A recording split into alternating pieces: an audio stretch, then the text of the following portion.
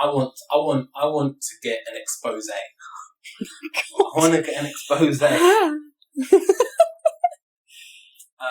fear. I keep hitting this. It's a weird one, but I think it's one that people want to know. The people need to know. The people. How many? Yeah. How many guy PTs? Yeah. Okay, I feel like I know where you're going with this, but yeah, sure, yeah. How many guy PTs actually sleep with their clients? I knew that's what you were going to say. I was like, at some point. Because it's like, okay, so there is the reason I asked. Yeah. Mm-hmm. Is because growing up, I've known a few PTs. Mm-hmm. And I've known a few PTs that have been quite candid with me and said, yeah,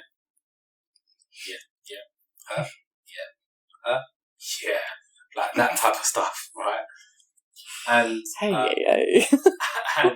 I know some PTs that just seemed really close with like certain clients, but they just didn't know, they're not doing anything. Yeah.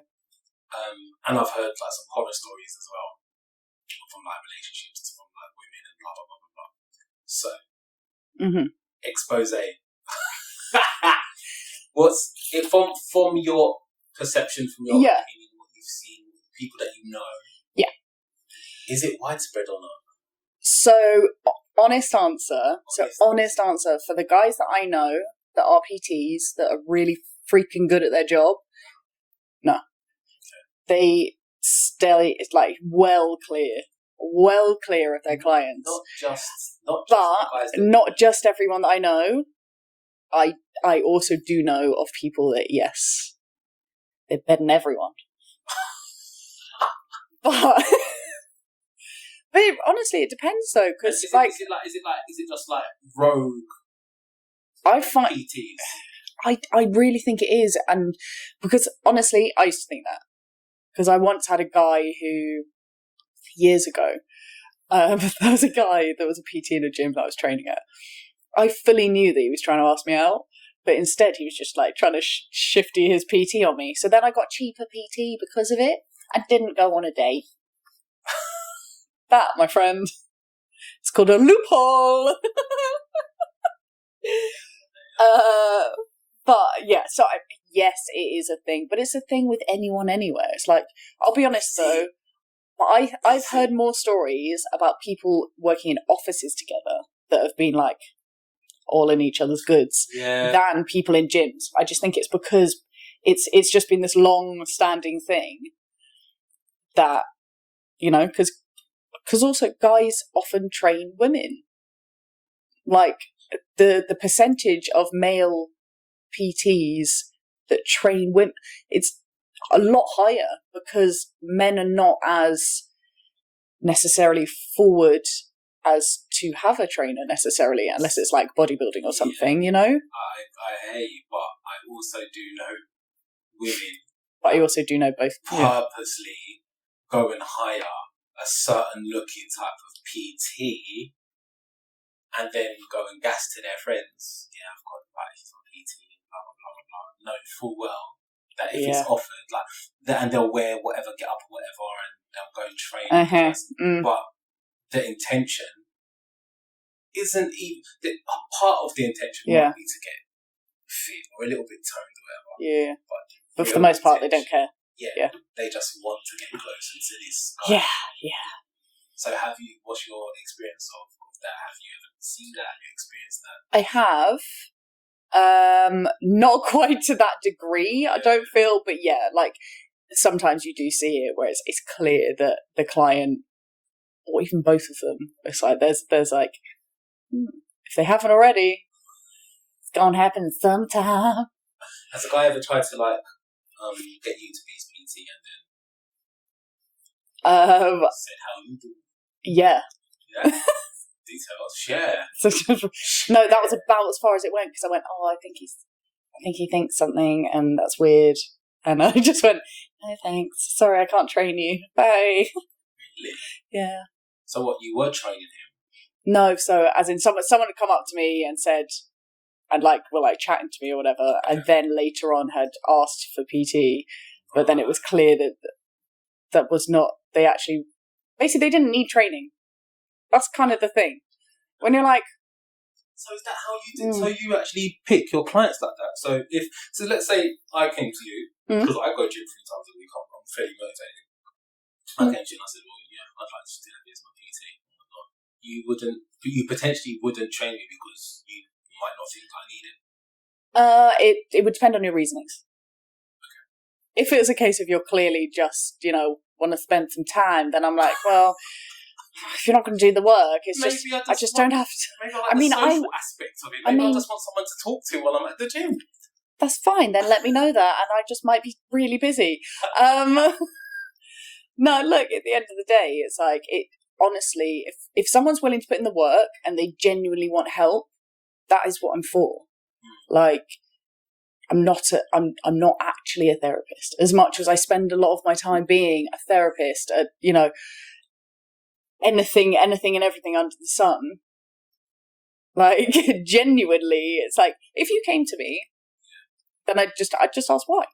And if it's something that's like, yeah, do you know what, I can help you because you need help with your form, you've got something's off, your body feels like it's reacting a certain way when you're doing X, Y, and Z, yeah, fine.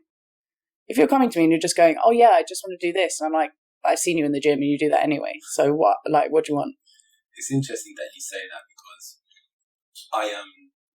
the gym I used to go to when I used to live in London, I used to go to the gym a couple of times a week, and there was a guy PT who used to train this woman, and I didn't know any of them, but I used to see them all the time.